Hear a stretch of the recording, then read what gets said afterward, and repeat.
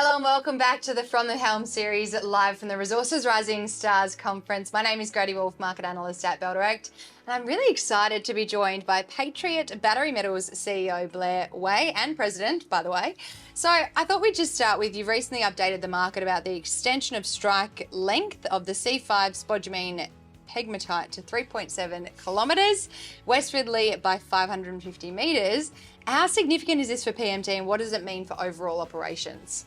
So it's a great question. It's significant simply because we've started with a relatively small target or started our drilling in one area, and it's continued to extend not only to the east but to the west. So we first started drilling, and over last year we extended it or drilled it out to 2.2 kilometers.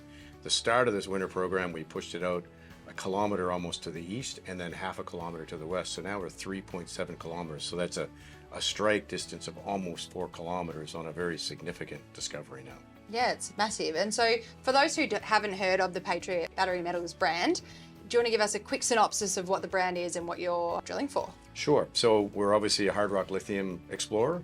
We're in northern Quebec, James Bay region of Quebec. It's a pretty significant discovery, but we started raising funds for a drill program in July 21. And then since July 21, we've managed to work our way through our initial drill program, which ended in this end of fall 21. That resulted in pretty significant intercepts on just the one outcrop under CV5. We drilled under both sides of it, and we had over 145 to 150 meter intercepts at around 0.93 to 0.94%. That got the attention here in Australia. So even though we were a TSX venture listed at the time, we were able to bring in a number of Australian investors who understood the hard rock space. And in a way, the rest is history, but there's still a lot ahead of us yet with the drilling that we have ahead of us for not only CV5, but the whole 50 kilometers of extent we have at the Corvette project. Yeah, there's a lot of love for your company at the moment on the ASX since debuting just in December, but we'll get to that very shortly. Now, you've got a summer-fall drill planned for the starting in May. What's planned for the whole program? So we did finish our winter drill program, and we have to stop for middle of April to the middle of May sort of time because of goose hunting season, and also the snow is melting, the ice is melting, so you need to wait for spring breakup. Now our snow roads are no longer usable because it's not frozen anymore, so now we go back to helicopter supported. Wow. But we have barges on the lake area where we can drill from the lake, and then we have some skid mounted rigs as well that we can drag around the CV5 corridor. We're going to continue to extend to the east with the barge, to the west on the ground with drilling CV5. We're also going to put drills into CV13, which was a discovery about 4 kilometers to the west of CV5. Market still hasn't quite figured out what that means, but it is another area yet to be worked on. Now, since debuting just in December, shares in PMT are up 48%. What does this tell you about investor confidence in the company?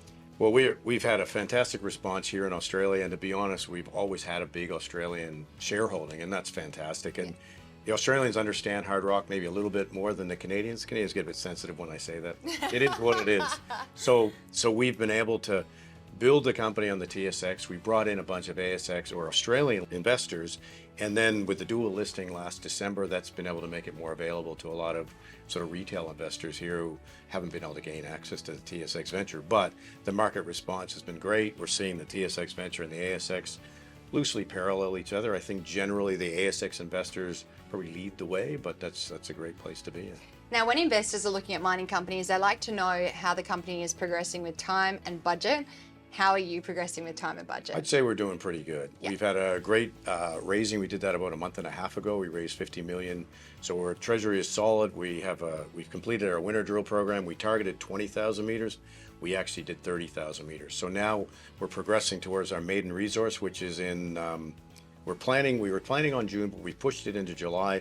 Because of the success of the winter drill program, we want to put all those meters into that resource. So it'll probably in the first few weeks in July, we'll have our maiden resource out at CV5.